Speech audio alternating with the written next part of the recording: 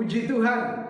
Kami berdoa supaya setiap jemaat Tuhan di rumah kita masing-masing atau dimanapun kita berada, kita ada di dalam kekuatan kuasanya. Dan juga kita dipelihara, kita dijaga, kita dilindungi oleh Tuhan Yesus Kristus. Jumpa lagi dalam minggu pagi hari ini. Saya percaya bahwa setiap mereka yang mempersiapkan hatinya sungguh-sungguh untuk mendengarkan kebenaran firman Tuhan, kemudian dengan iman berkata, "Ya, saya percaya," atau katakan amin ketika firman disampaikan, maka saya percaya juga ada kemerdekaan. Ketika firman disampaikan kemudian bilang ya, amin, maka disembuhkanlah, maka dilepaskanlah, bahkan juga dimerdekakan. Karena firman adalah Tuhan Yesus sendiri. Kita harus bergairah di hari-hari ini, Bapak Ibu. Khotbah saya di minggu pagi hari ini, saya hanya ingin meyakinkan bahwa tidak perlu mencari dari luar diri kita, tapi usahakan terhubung dengan apa yang sudah Tuhan beri di dalam diri kita. Mari kita tundukkan kepala, kita berdoa bersama-sama. Bapa di sorga, di dalam nama Yesus Kristus, kami mengucap syukur untuk kesempatan yang indah ini. Kami mendengarkan lagi kebenaran firman-Mu yang makin meneguhkan kami dari hari ke hari, bahwa anugerah kasih karunia yang melimpah-limpah, yang menjadi jaminan di dalam kehidupan kami, yang melakukan banyak hal melalui diri kami. Kami doakan, beri kami pengertian itu, kesadaran penuh, bergantung penuh, dipimpin dan dituntun oleh pemberian, yaitu Roh Kudus yang Tuhan tempatkan di dalam kehidupan kami.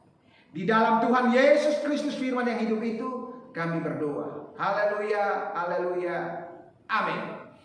Baik Bapak Ibu yang dikasihi oleh Tuhan Yesus Kristus, saya awali kembali bahwa kita yang percaya kepadanya telah terima Roh Kudus.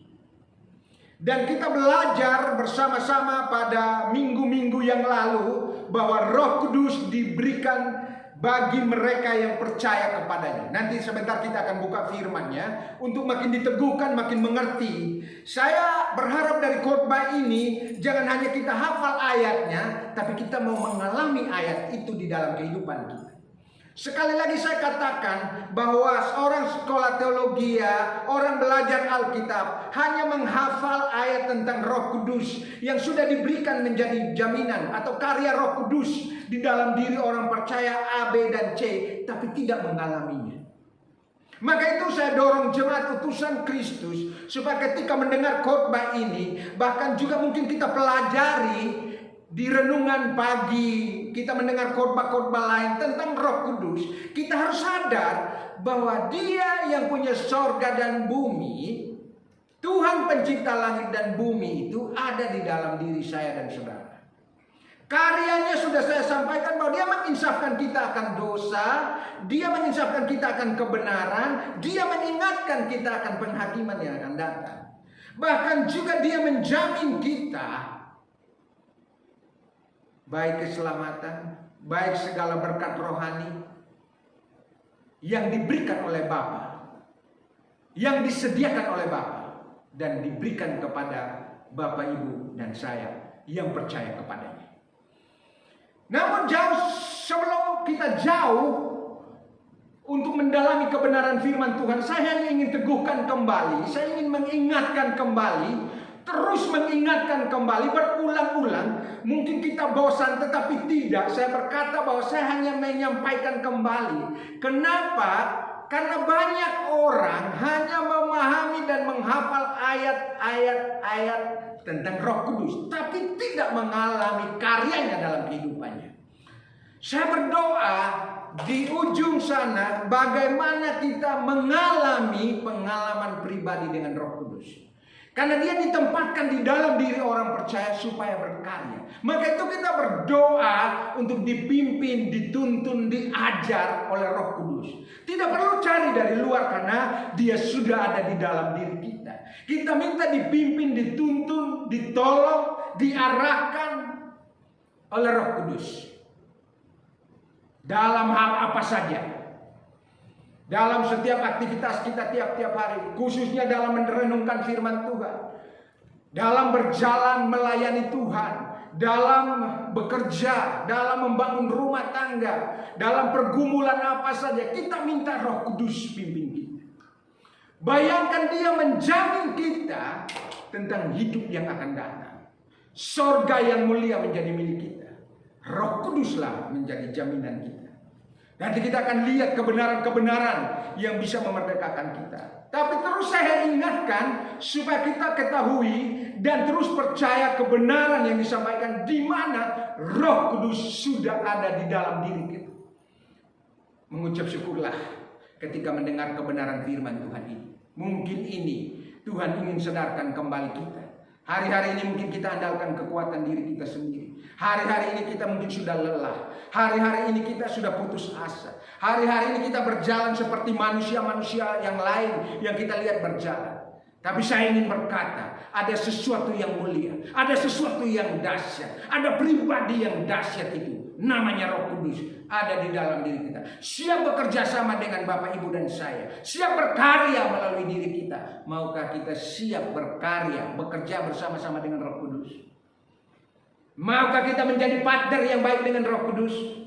Ini harus diresponi. Sebelum kita respon, kita harus sadar. Kita harus percaya bahwa dia sudah ada di dalam diri saya. Tinggal bagaimana saya terkonek. Saya terhubung. Saya harus minta dipimpin.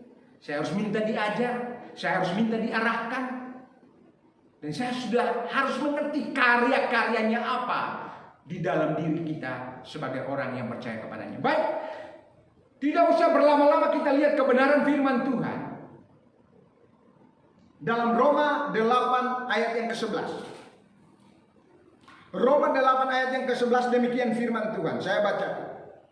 Dan jika roh dia yang telah membangkitkan Yesus dari antara orang mati diam di dalam kamu, maka ia yang membangkitkan Kristus dari antara orang mati akan menghidupkan juga tubuhmu yang fana itu oleh rohnya yang diam di dalam kamu. Kata diam di dalam kamu artinya diam di dalam orang yang percaya kepadanya. Haleluya. Saudaraku, siapakah kita sehingga Roh Kudus bisa hidup di dalam kita? Ini karena anugerah, ini karena kasih karunia dari Bapa di surga yang telah membangkitkan iman kita, yang telah memberi kita iman untuk percaya dan menerima Dia sebagai Tuhan dan Juru Selamat. Dan yang tadi dikatakan dalam ayat yang ke-11 itu, Dia tinggal di dalam kita.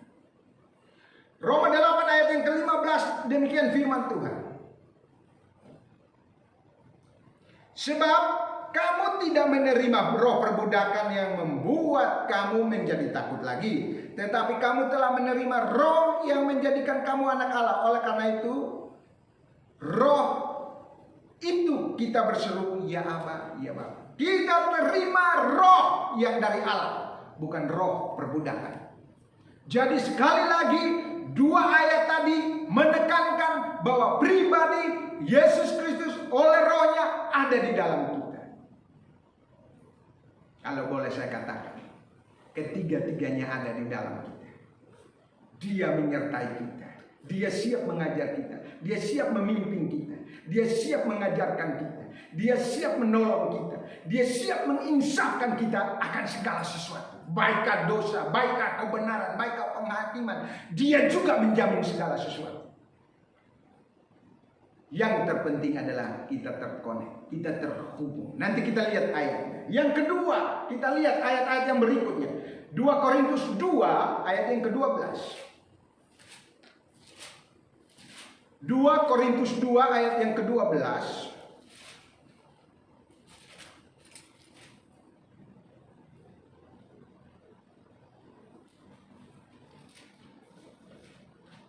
Maaf, 1 Korintus 2 ayat yang ke-12, bukan 2, 1 Korintus 2 ayat yang ke-12. Demikian firman Tuhan, 1 Korintus 2 ayat yang ke-12.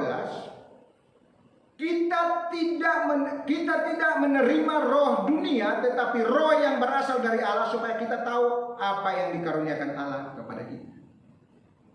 Kita telah terima roh yang berasal dari Allah, supaya kita tahu apa yang dikaruniakan oleh Allah. Apa yang dikaruniakan oleh Allah? Keselamatan hidup ini, pengampunan dosa. Bahkan Dia mau menjadikan kita menjadi alatnya, menjadi contoh, gambar dan rupanya, supaya dilihat orang bahwa Yesus adalah Tuhan melalui orang-orang yang percaya kepadanya. Kita tidak menerima roh dunia ini, tetapi kita menerima roh yang berasal dari Tuhan. Dan ada di dalam Bapak, Ibu, dan Saudara. Sudah 3 ayat. Teguhkan lagi 1 Korintus 3 ayat 16. Tidak tahukah kamu bahwa kamu adalah bait Allah dan bahwa roh Allah diam di dalam kamu? Jemaat Tuhan, ikuti perkataan saya. Roh Kristus diam di dalam saya. Roh Kristus diam di dalam saya. Saya berdoa supaya roh Kristus berkarya melalui saya, supaya namanya tetap dipertahankan. Haleluya. Saya berdoa supaya roh Kristus di dalam saya, yang sudah saya percayai, yang sudah saya terima, berkarya melalui saya, supaya namanya dimuliakan. Kita lihat nanti dalam 1 Korintus 6 ayat yang ke-17, kita lihat.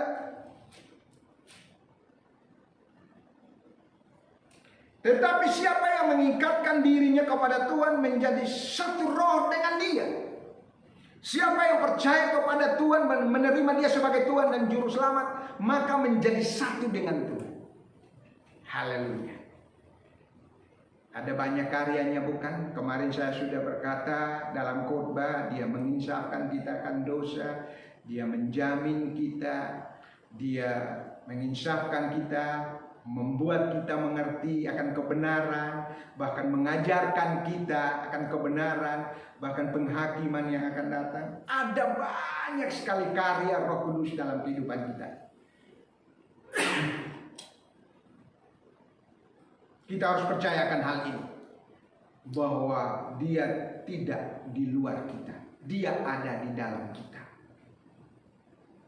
Yakinlah dengan penuh keyakinan, dengan penuh iman, karena sudah dikatakan bagi mereka yang percaya kepada Dia, Roh Kudus ada di dalam. Salah satu fungsinya adalah untuk memeteraikan kita. Nah, kita fokus bahas ini di minggu pagi hari ini.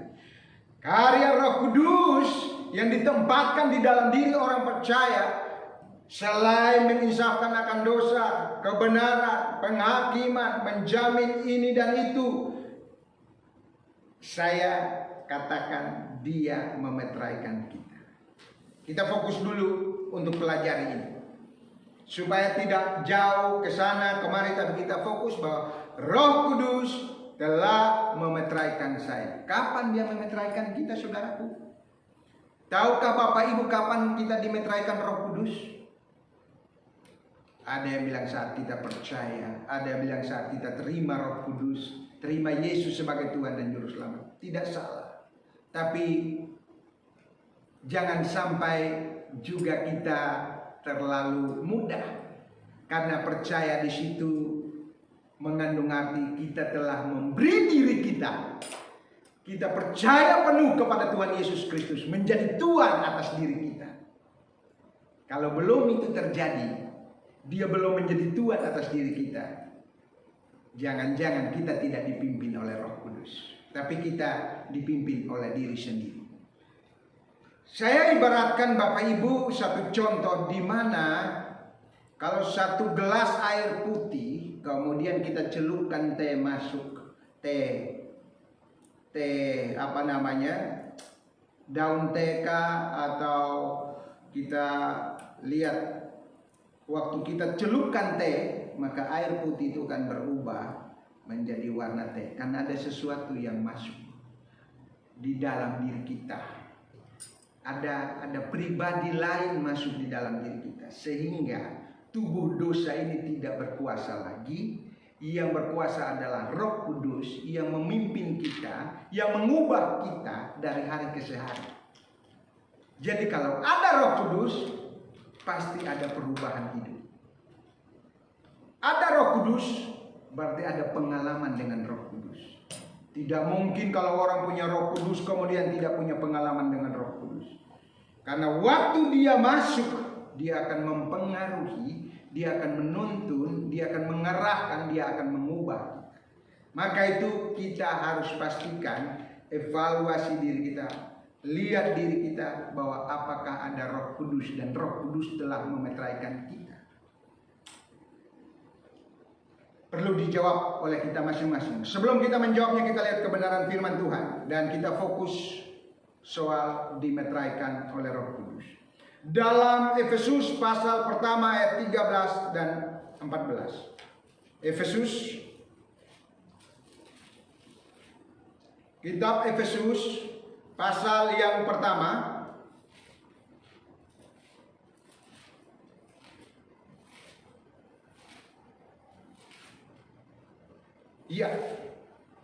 Efesus pasal yang pertama ayat 13 dan 14. Demikian firman Tuhan. Di dalam Dia kamu juga, karena kamu telah mendengar firman kebenaran, yaitu Injil keselamatanmu, di dalam Dia kamu juga, ketika kamu percaya,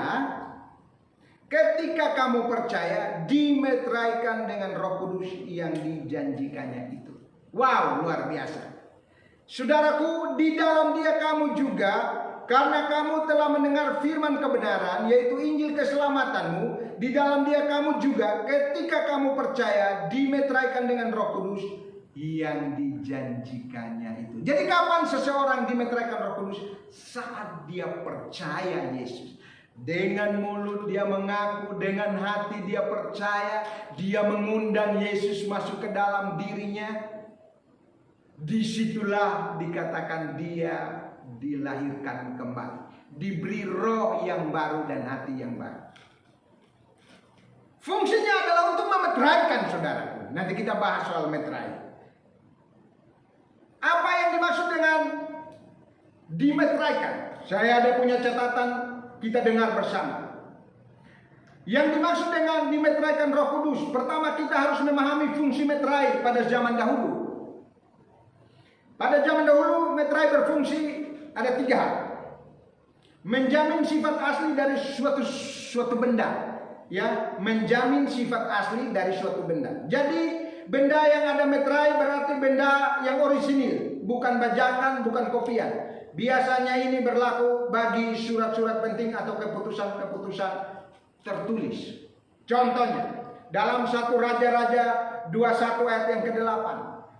Dalam 1 Raja-Raja 21 ayat yang ke-8. Kemudian ia menulis surat atas nama Ahab, memeteraikannya dengan meterai raja, lalu mengirim surat itu kepada tua-tua dan pemuka-pemuka yang diam sekota dengan nama. Jadi zaman itu ada surat yang ditulis kemudian dikasih meterai.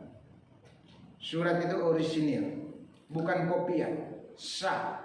Jadi kalau ada surat keluar dari utusan Kristus, ya, surat nikah kah itu, surat baptis kah itu, harus ada stempelnya. Itu sah. Kalau hanya tanda tangan, tidak ada stempel, tidak sah surat itu. Tapi harus ada stempelnya. Yang kedua, sebagai tanda kepemilikan. Jadi ini loh surat utusan Kristus. Ini loh surat dari utusan Kristus, kepemilikan. Jadi meterai berarti itu kepemilikan, tanda kepemilikan. Jadi suatu benda yang ada meterainya berarti benda itu menjadi milik sah dari yang mempunyai meterai. Yang ketiga, menjamin keamanan. Dalam kaitan dengan tanda kepemilikan, meterai juga menjamin keamanan dari suatu barang. Sebuah barang yang dikirim dipastikan akan sampai dalam keadaan baik dan utuh pada pemiliknya jika ada meterainya. Itulah fungsi meterai. Jadi selain menjamin asli sebagai tanda kepemilikan dan menjamin keamanan. Kalau zaman dulu seperti itu. Nah, kalau bicara soal meterai Roh Kudus, kita lihat bahwa dalam Roma Mari kita lihat Roma pasal 8 ayat yang ke-9. Tetapi kamu tidak hidup dalam daging melainkan dalam roh, jika memang roh Allah diam di dalam kamu. Tetapi jika orang tidak memiliki roh Kristus, ia bukan milik Kristus. Adanya Roh Kudus berarti kita ini milik Tuhan. Bapak, Ibu, dan saya adalah milik Tuhan. Sejak kapan? Sejak kita percaya. Sejak kita memberi diri kita menjadi budaknya Tuhan. Bukan budak dunia, bukan budak dosa, bukan budak siapa-siapa. Budaknya Tuhan. Tuhan menjadi Tuhan. Kristus menjadi Tuhan. Kristus bertahta di dalam hati kita, menjadi Tuhan atas kita. Maka saat itulah dimeteraikan oleh Roh Kudus. Waktu kita percaya. Tadi di Efesus. Mari kita lihat kembali Efesus.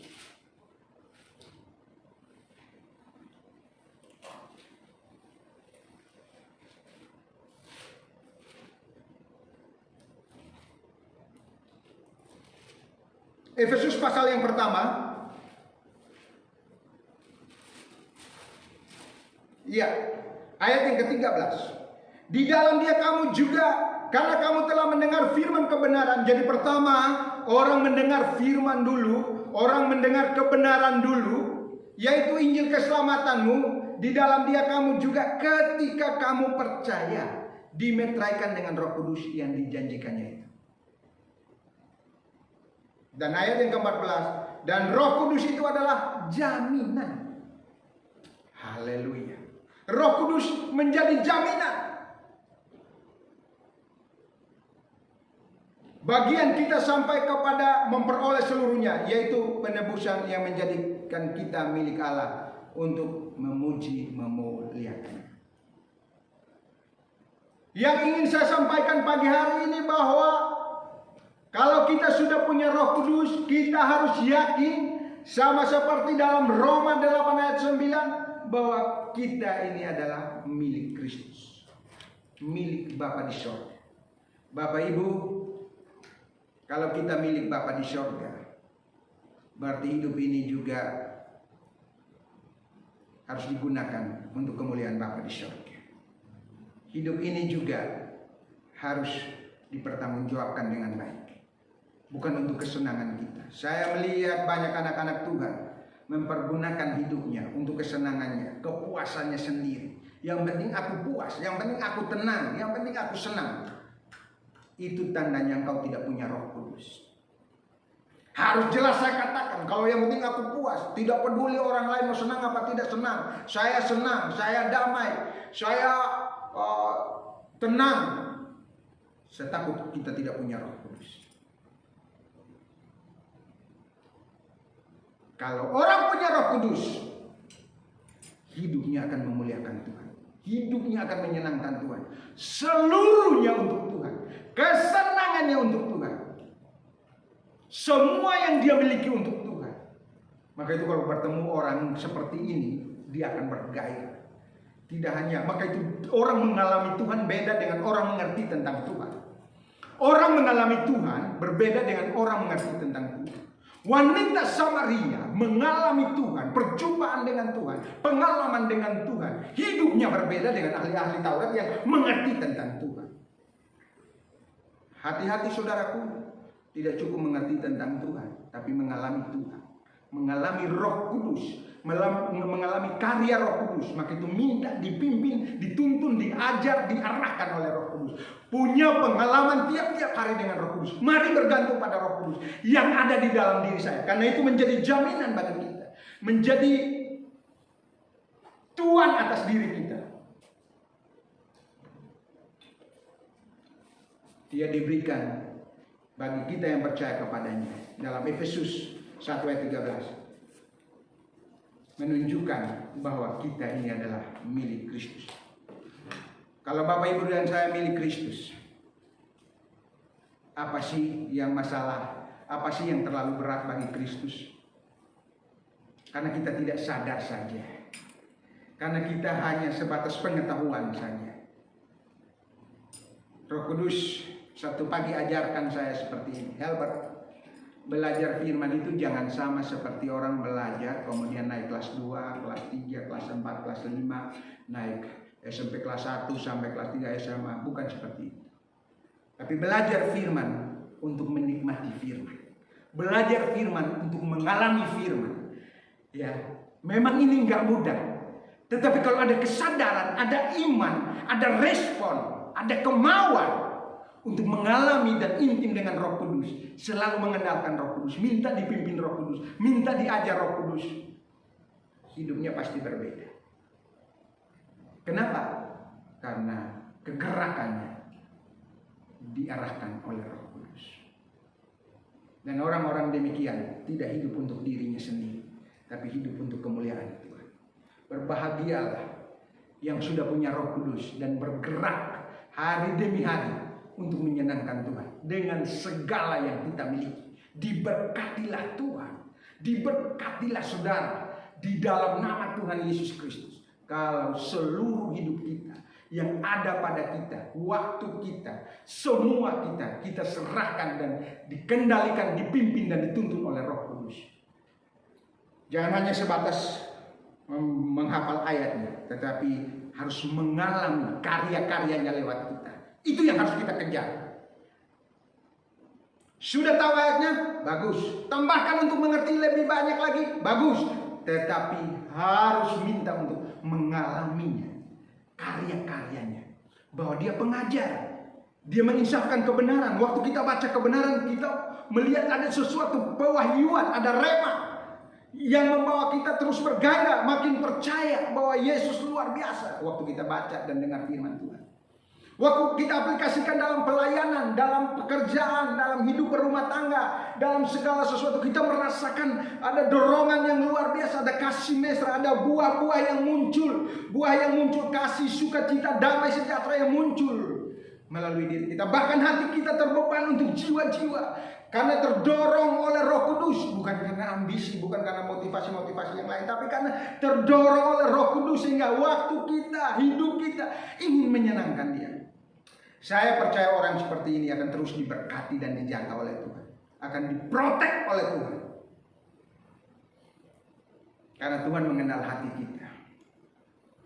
Tapi kalau yang memuaskan diri sendiri, fokus ke diri sendiri, saya takut Bapak Ibu dan saya hanya mengaku Kristen secara KTP, tapi bukan dan tidak ada Roh Kudus. Bagaimana kalau tidak ada Roh Kudus? Siapa yang akan memimpin?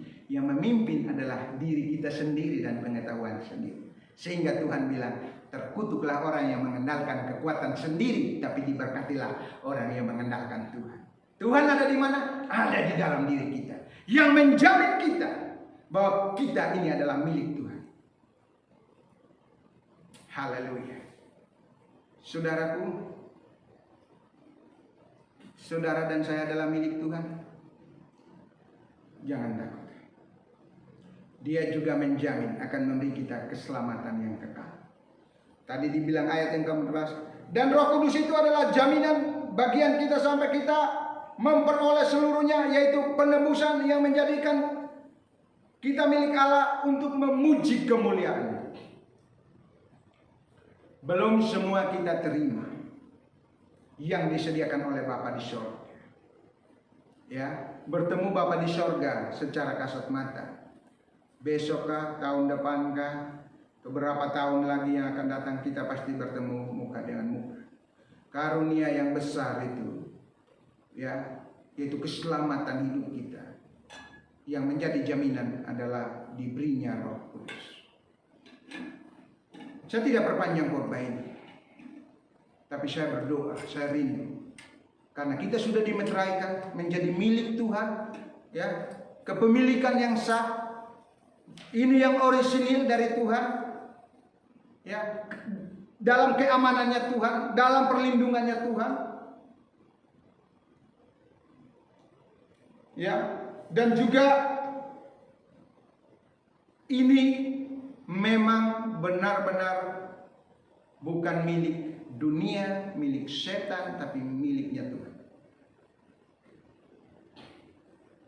Apakah Bapak Ibu percaya? Tidak hanya cukup percaya, tapi coba lihat, adakah perubahan hidup dari hari ke hari? Ya, adakah buah roh itu mulai muncul makin hari makin lebih banyak, atau tetap kita seperti yang dulu? Kalau kita seperti yang dulu, jangan-jangan kita tidak punya Roh Kudus. Atau jangan-jangan kita tidak sadar, kita tidak tahu bahwa di dalam diri kita ada pribadi Tuhan yang hebat itu, yang dahsyat itu, yang siap menginsafkan kita akan dosa, yang siap mengajarkan kita akan kebenaran, yang siap mengingatkan kita, bahkan menjamin kita menjadi miliknya. Kita adalah milik Kristus. Bapak Ibu adalah milik Kristus. Maka itu saya berdoa dari tempat ini, seluruhnya untuk Kristus. Hidup kita untuk Kristus. Senangkan Kristus di sisa hidup kita. Kita nggak tahu kapan dia datang kembali. Tapi dengan tanda-tanda yang ada, ya sudah tidak lama lagi. Jangankan dia datang kembali, kematian juga ada di depan kita. Kita tidak tahu kapan kita dipanggil kembali oleh Tuhan. Tapi kita sudah menyerahkan diri menjadi budaknya Tuhan. Bukan budak dosa, bukan budak dunia, tapi menjadi budaknya Tuhan. Terus harus respon, terus harus percaya. Bangun diri kita. Tidak hanya baca firman Tuhan, tapi mengalami karya-karya Roh Kudus melalui kehidupan kita. Sehingga Roh Kudus ya muncul, berkarya melalui pikiran, menjadi pikiran Kristus, perasaannya perasaan Kristus, kemauannya juga kemauan Kristus dalam segala hal. Karena itu saya berdoa, Dia ada di dalam diri saya, Bapak Ibu, dan telah memeteraikan kita. Jangan takut terhadap apapun, COVID kah? Jangan takut terhadap tantangan yang akan datang. Jangan takut terhadap apapun juga. Yang penting kita pastikan kita telah dimeteraikan oleh Roh Kudus. Kalau Bapak Ibu percaya ini, setiap hari ada sukacita, setiap hari ada damai sejahtera, setiap hari ada kemenangan, setiap hari ada tantangan, ada jalan keluar, setiap hari ada pergumulan masalah, ada kekuatan untuk melewatinya. Setiap hari ada persoalan, pergumulan apa saja, kita malah bersukacita karena kita tahu Roh Kudus mampu, Roh Kudus bisa, Roh Kudus sanggup menolong kita dan membawa kita menang dalam segala sesuatu. Tuhan tahu kita lemah, Tuhan tahu kita terbatas. Dia beri yang tidak terbatas supaya kita hidup dengan tidak terbatas. Apa pendeta bohong? 5 roti dan 2 ikan bagaimana untuk 5.000 orang? Sarah yang sudah mati haid bagaimana bisa mendapatkan keturunan kalau bukan karya Roh Kudus? Maria bisa melahirkan, menghadirkan Yesus. Bagaimana dia belum punya suami? Impossible, mustahil. Orang yang pendarahan, 1 hari pendarahan saja bisa habis, mati. 12 tahun pendarahan, waktu berjumpa dengan Yesus Tuhan sembuhkan, pulihkan. Bagi Tuhan tak ada yang mustahil. Tapi kadang-kadang bisa saja kita nggak sadar atau kita lupa bahwa ada pribadi, yaitu Roh Kudus. Bapa, Yesus dan Roh Kudus ada di dalam diri kita. Beri diri kita, dia berkarya melalui kita, melalui pelayanan kita, melalui rumah tangga kita, melalui segala sesuatu yang ada pada kita untuk kemuliaannya. Tuhan Yesus memberkati kita, terus bergairah di dalam Tuhan. Roh Kudus menyertai kita. Bapak terima kasih untuk kesempatan yang indah ini. Kami memuji Engkau, kami tinggikan Engkau. Ini hidup kami. Aku berdoa untuk setiap para pendengar, jemaat-jemaat utusan Kristus. Engkau memakai mereka, Engkau mengurapi mereka. Mereka sadar benar, mereka bangkit, mereka sadar, mereka percaya bahwa Tuhan pencipta langit dan bumi, yaitu Roh Kudus. Bapa, Putra dan Roh Kudus ada di dalam diri kami yang terus mau berkarya melalui kami. Tuhan, kami mau firman-firman yang kami baca tentang Roh Kudus, kami menikmatinya, karyanya tiap-tiap hari dalam perkara-perkara, dari selangkah ke selangkah, dari hari ke hari, dari waktu ke waktu, kami menikmati karya Roh Kudus. Sehingga kami dituntun, kami diajar, bahkan kami diberitahu hal-hal yang akan datang. Kami terlalu percaya Tuhan. Tuhan akan memakai setiap jemaatmu, setiap orang-orang yang mendengarkan kebenaran firman Tuhan ini. Biarlah Tuhan teguhkan langkah mereka. Dalam pergumulan apapun, Roh Kudus mampukan, Roh Kudus beri pengertian, Roh Kudus ajarkan mereka bahwa di dalam keterbatasan mereka, di dalam kelemahan kami, ada kekuatan kuasa-Mu yang bekerja melampaui segala sesuatu, yang sanggup membawa kami dari kemenangan ke kemenangan, dari kemuliaan ke kemuliaan. Kami mau bangkit, kami mau sadar, kami mau memberi diri, mau diajar, mau dipimpin, mau dituntun